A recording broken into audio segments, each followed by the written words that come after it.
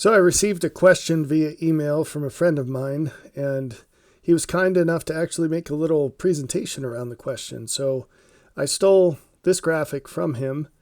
His question was basically, how do I do this? My family members are all doing their own thing. How do I get them all swimming in the same direction, rowing in the same direction? And so he's been reading my book, Joy on Purpose, and constructing a life plan for himself, and now he's working on doing that with his family as well. And this is a huge topic. It's something that I'm writing a lot about in a future book. It's extraordinarily important in ways that aren't obvious, I'm sure, but it's also very important in ways that are.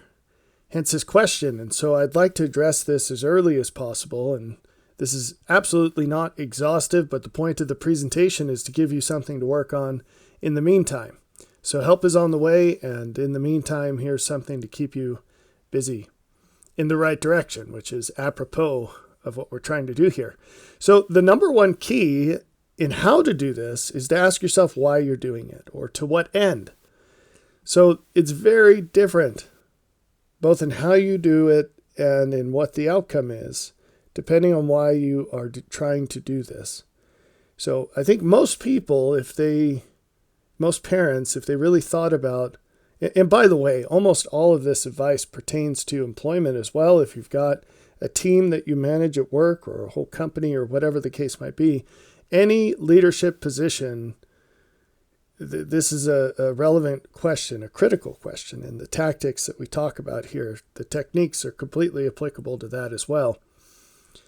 So what your telos, your purpose, it's absolutely important. Your reason for why you're doing it and where you're trying to get these people. And in most leadership roles, the truthful answer is that you are trying to do what you're trying to do with other people in order to make your own life better, to make your own life easier. And that really, that comes down to how you feel right now. And that's not a very, very powerful reason. There are a lot of reasons for that, but I mean, it boils down to how much you can motivate others to be better themselves. And if they're only doing that for your benefit, very few people will care. Now that's extremely different than doing what you honestly believe benefits everyone the most. The best organizations, whether that's a family, a group of friends, a church, a company, it doesn't matter. The best organizations have the best motives. They're most oriented toward the transcendent benefit of all people, whether that's all people in the group or not. The bigger you can expand to in terms of the set of people and the degree to which you're trying to benefit, the better that is going to go. The stronger the reasons you'll have, and the more you can accomplish in that group. And so in a family, the father ought to be following God's purpose and know something about it. And his job is to orient all members of his family to that end. Now, his understanding of God's purpose will never be exactly right, but this is how to point most closely to it. And as you do that, the power of God will flow back into your family. It's kind of like if the sun's shining overhead, the more directly underneath the sun you are, the less of a shadow you have, and the stronger the sun's light becomes and the heat. It's like that. Okay? So that's the bottom line up front. But now let's use a couple of tools here to dive deeper into this, with the goal of exposing to you some potential changes you can make to more closely align with the ideal.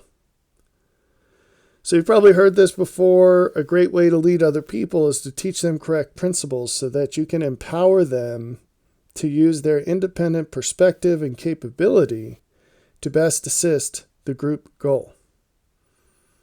This is very rarely done in any modern team, but it is the best way to go. So as long as you're tethered to the need to micromanage people, you'll never accomplish what you otherwise could in that group, because their output is directly tied to your input.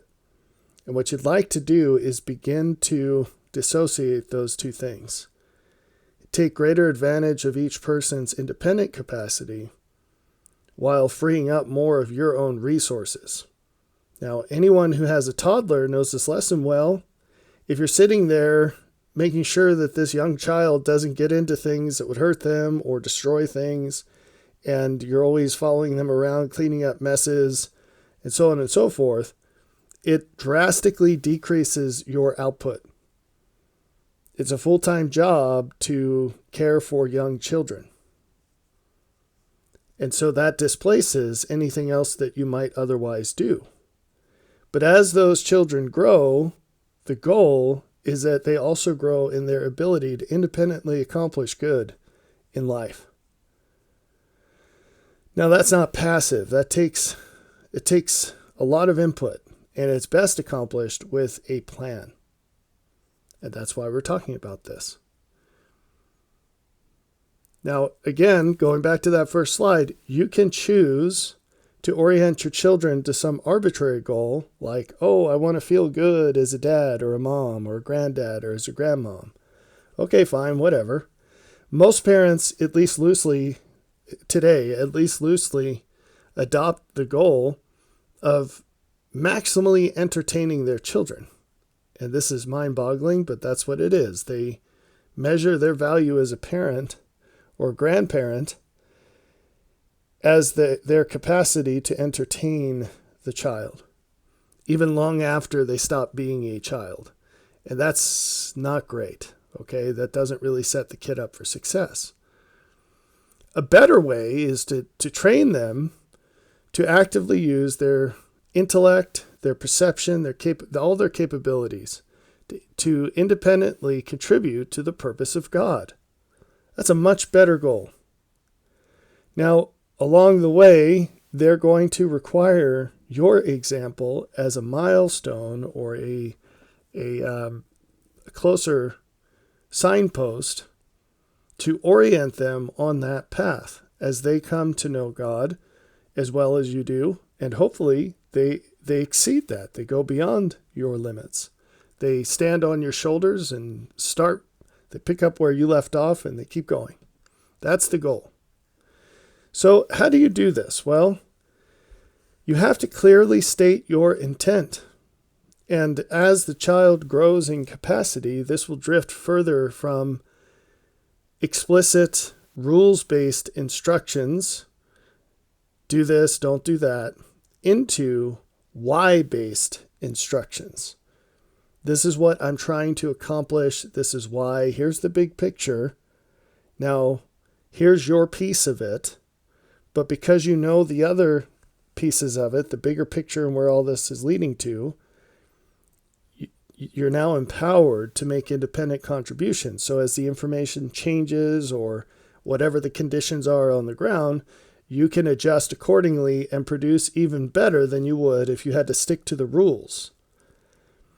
Now, there's a giant pile of reasons why people, and especially Christian people, don't get this and don't do this in their lives.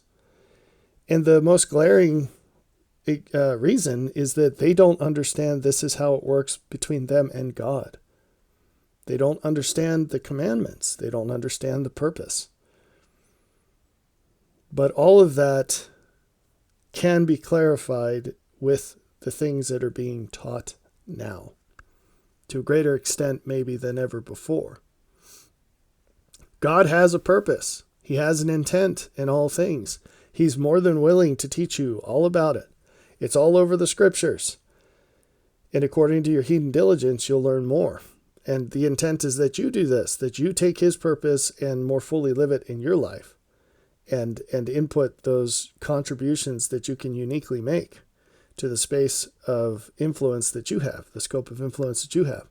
And one of the ways you do this is by taking that and decomposing it into your family, which is the whole purpose of this presentation, right? Bring it down to your family and do the same inside of your family, where you stand in the role of God as the father of your family, the husband and father, and you help them understand your purpose, which is hopefully you've adopted the purpose of Christ. And it all just boils down to each person's unique place. So this requires you to clearly state your intent, and then to remind them, help them remember to think of your purpose. And here, this is a very brief presentation, but one of the many forks here for you to go off and study on your own is to study the ordinance of the sacrament and read the prayers and ask yourself what's actually going on there. What is it that we promise to do when we eat and drink? Remember his purpose, okay? And you help others remember your purpose. Help your family members, or, we're focusing on the family, but again, this applies to every leadership opportunity. Help them remember your purpose. Help them adopt your purpose, but also help them understand how to apply it. There are two pieces to that. Your will, that you're willing to keep his commandments, and then the details of how exactly you do that. What exactly does he command? What does he want? How does that apply to your specific situation? Then you'll also try to help them have reasons as to why they should want to achieve your purpose. And of course, God does this for us as well. And then, and this is very important, there needs to be a feedback loop, and you have to adjust the relationship that you have with them based on how effectively they accomplish your purpose. Again, this is another thing that we get wrong, by and large, because we don't understand how it works between us and God. God absolutely adjusts how he treats us based on how effectively each of us accomplishes his purpose. And again, I refer you to the scriptures. These are huge topics to study. But to try to keep this focused and brief, I'm going to continue teaching this using this framework of 3 levels of law. Those levels are fear, respect, and love. Now again, these are absolutely the ways in which God helps us to learn these things, to learn his purpose and learn why we should keep it, and to teach us to remember it, and to experience the change in how he treats us depending on how we do it. And the thing I'd like to help you think about is that the biggest limitation in how effectively you can do this is the level of law that you live yourself. So for each of these, what we're going to do now is we're going to briefly describe what these levels of law are. And for each of them, we will give some clues as to how to see if you're living that law or not. And so we'll start at the bottom and go up. Fear is the first one. In a nutshell, what fear says, if you live the law of fear, then your motive is that you want to avoid pain. And you do the minimum you have to in order to avoid the pain. Now, this is the default. This is how people are. And if you've ever had a job, you know this. This is how most people are. Okay? Now, just because someone is your spouse or your child, it doesn't mean they are exceptional in any way. Now, I really hope you chose an exceptional person, an exceptional in a good way person, an exceptionally good person to marry. But sometimes that's the case and sometimes it's not, and people change. So maybe it was the case, or you thought it was the case and not so much anymore. But when it comes to your kids, boy, that's a roll of the dice. And so you don't choose your kids as far as we know, at least not in this life. And kids can really be knuckleheads. And so employment situations are probably much more a general sample of the population than your family, but your family's not too far off. The default motive is to avoid pain. So now the question is, do you live this law? And that in this case would not be a good thing because it's not the law you want to live. It's the lowest one. Here's how you can know. Do you ever do less than your best? And suddenly we see something that everyone would like to think that they've transcended this and that they're better than this. But do you ever do less than your best? If so, why? Well, this is an exceedingly clear indication that you live the law of fear. That at least some of the time, and at least in some ways, you only do the minimum you have to avoid pain. Because if you wanted what was best, then you would do your best. It's that simple. God is just.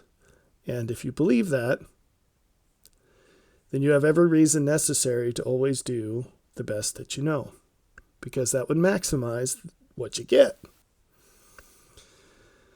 So, to dive deeper into this, another thing that can help you see if you do this is to ask whether there are times, events, or situations where you wouldn't want others to know what you are doing or why. And again, this is exceedingly incriminating, not because it's impossible to pass the test, but just because almost no one chooses to.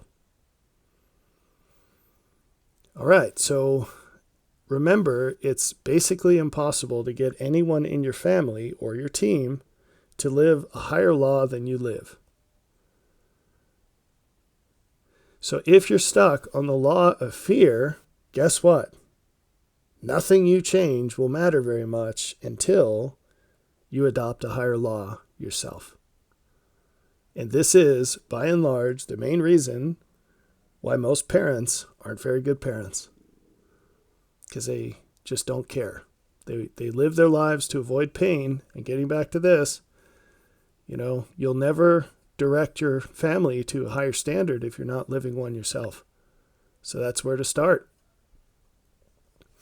All right, but suppose that you want to better understand how to live this law with your children, because there still is a great deal of good that you can do, even if you're stuck on this, or even if they are stuck on this.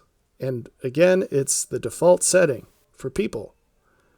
Well, and again, this is why very few parents make very much progress with their kids today. Because these things I'm about to tell you used to be encoded into culture. And now they aren't anymore. Because people think, I guess, that they found a better way.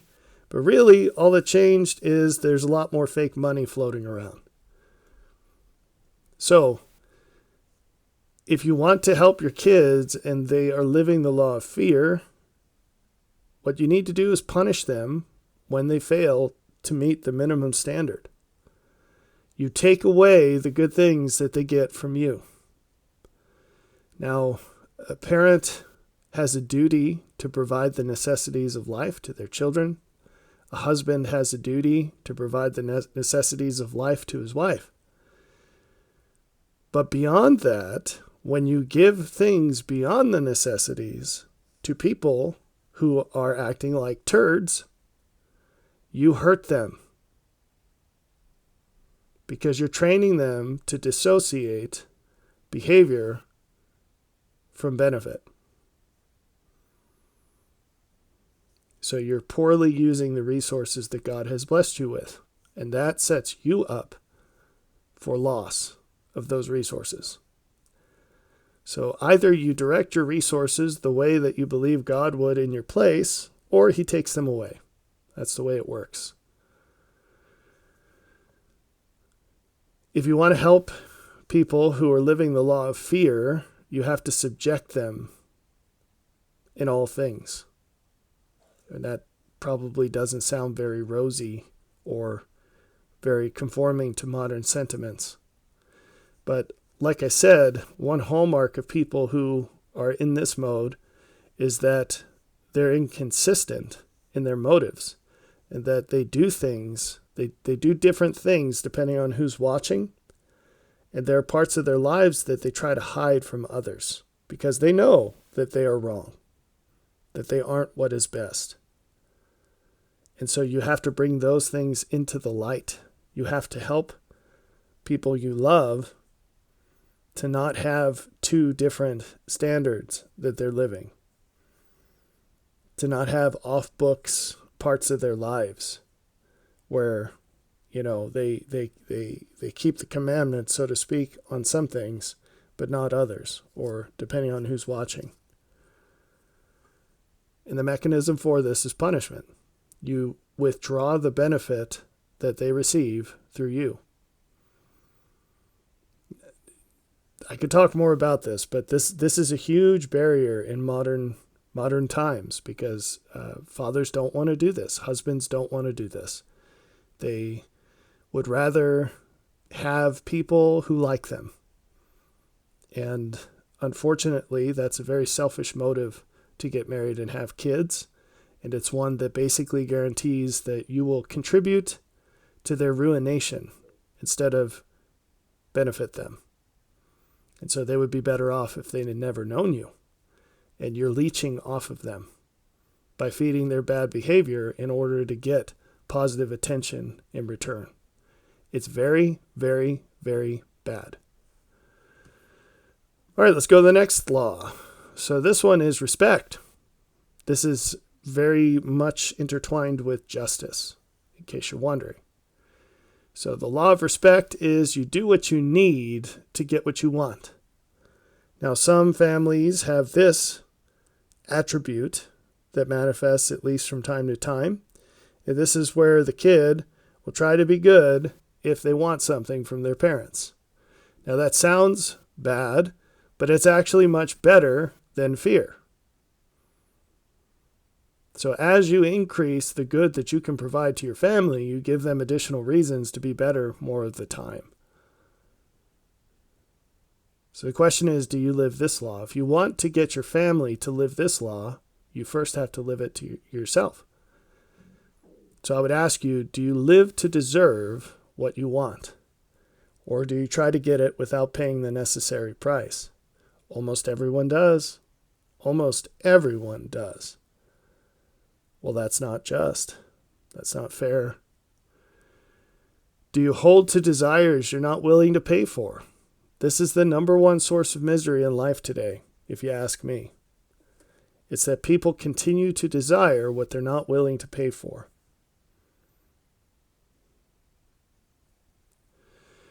Do you have anything in your life that you don't deserve? This is very incriminating because, again, people go out of their way to, quote, get gain.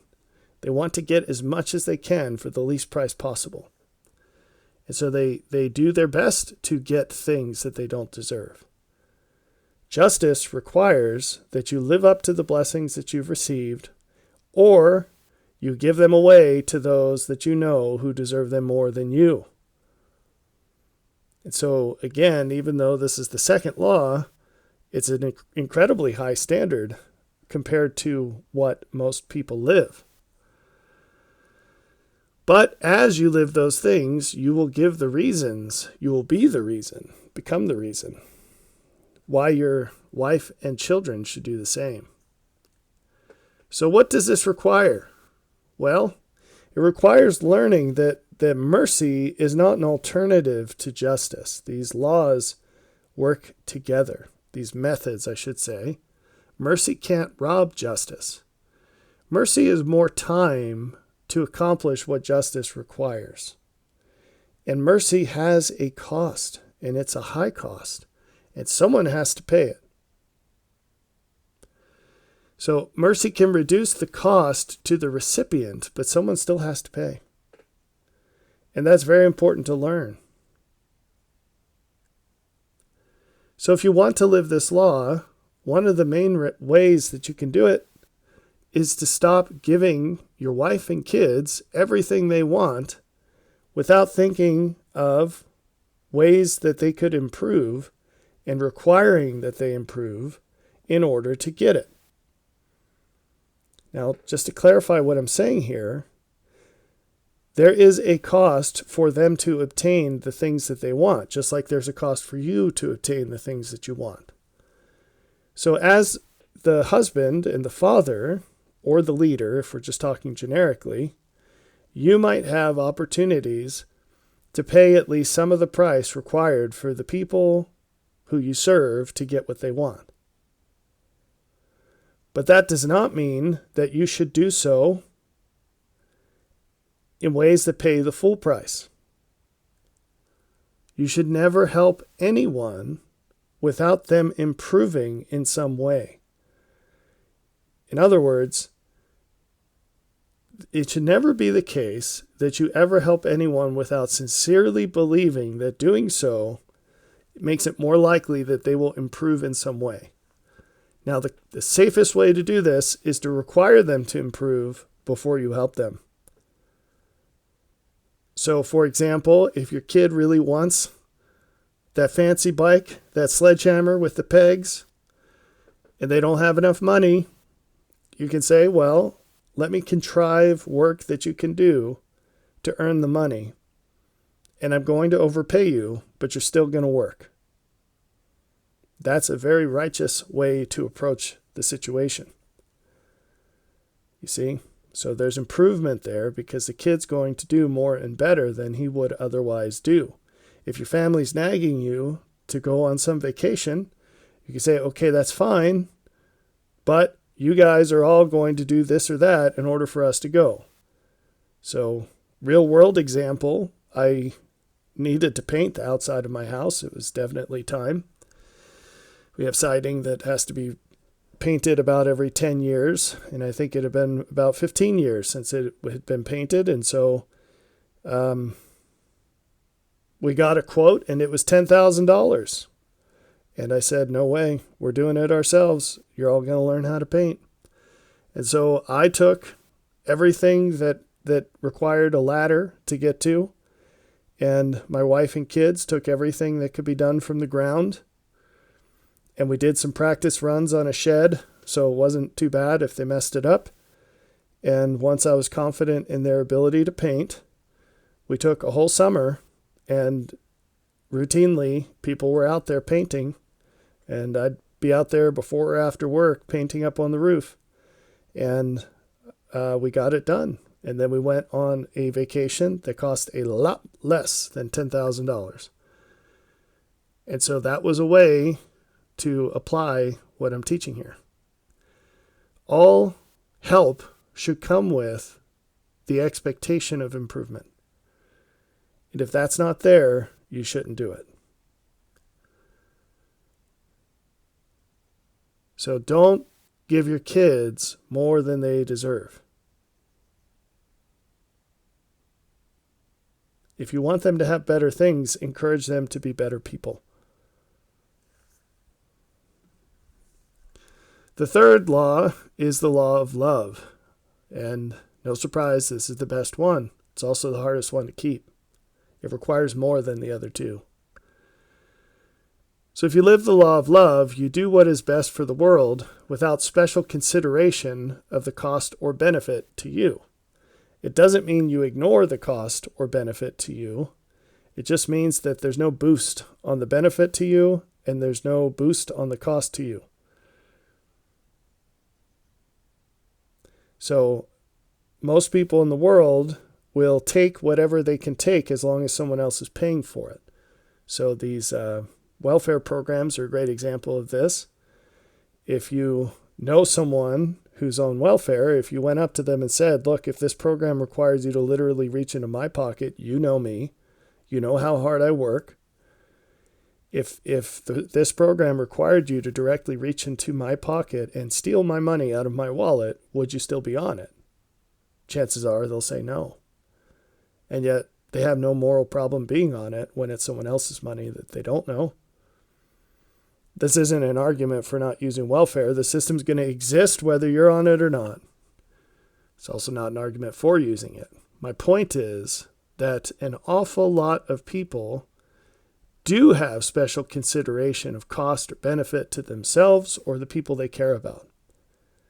Their positions will change depending on how much it affects them or the people they care about. It's not just a dispassionate evaluation of universal cost or benefit. And that's a violation of the law of love. So do you live this law? I already gave you one example, but here's a more generic approach. Do you ever place your own needs or wants before those of others? So I have a friend who sold a house recently, and he was upset because right before the buyers took possession, there was an expensive thing that broke in his house, so he had to fix it. And he said, I wish this just would have waited until after the other people moved in. I said, well, that's pretty messed up. So a person that lives the law of love would actually want it to break before they move. They wouldn't want someone else to get hit with that. Which is actually, that's even true for the law of justice, the law of respect that we talked about before, because that's do unto others as you would have them do to you. That's just justice. That's not love. Anyway, do you ever place your own needs or wants before those of others? Are you dedicated to a transcendent purpose? And let me explain this. Before love, you are oriented towards what you get, and it's more localized, obviously. But when you live the law of love, you don't do what you do specifically for what it matters to you. It's more general than that. It's for the benefit of the world. And this really changes things when you learn to take yourself out of the equation, or just to treat yourself as another person in the equation. And that's what the law of love requires. It requires you to lose yourself. Now, what we come back to this picture. Why is your family rowing in different directions? How do you get them coordinated in one direction? Well, they have to learn to submit to a transcendent purpose. Otherwise, they'll always be rowing in a different direction because each person's different. And if they're still rowing for themselves, they're going to row in a different direction than everyone else. If you want to get everybody on the same track, you've got to teach them to submit to a higher purpose. Now, that will ultimately be God's purpose, but they're going to learn God's purpose through you as the father. That's why you're there, is to be a closer surrogate for that, an estimate of the ideal. And so it's your job to show them that God is worth trusting by being worth trusting yourself. Your trustworthiness will persuade them of God's trustworthiness. Now, this is obviously a high calling, but it's right there in the scriptures. Wives are charged to love their husbands as if they were Christ. Is a very, very high bar. And most women do not think about that when they decide who to marry. They're more interested in who's most attractive or whatever else. But the selection criteria should be, who is the person most like Christ that I know? Who's interested in me? And do I know any men who meet the standard well enough that I'm willing to submit to them in all things as if they were God? It sounds cultish to even say that. It is right there in the scriptures in several places. Okay? So as a father, as a husband, getting married and having kids, that is your calling, is to fill that role. And so you better understand the magnitude of what you're signing up for. And if you don't fulfill that, you'll fail miserably in teaching your wife and kids what submission to a transcendent purpose is and why you should do it. So to conclude, let's go back to this picture. How do I do this? Well, the short answer is be more like God. But specifically, you help those in your family or on your team, whatever the unit is, to adopt a higher purpose and to more fully live it of their own accord.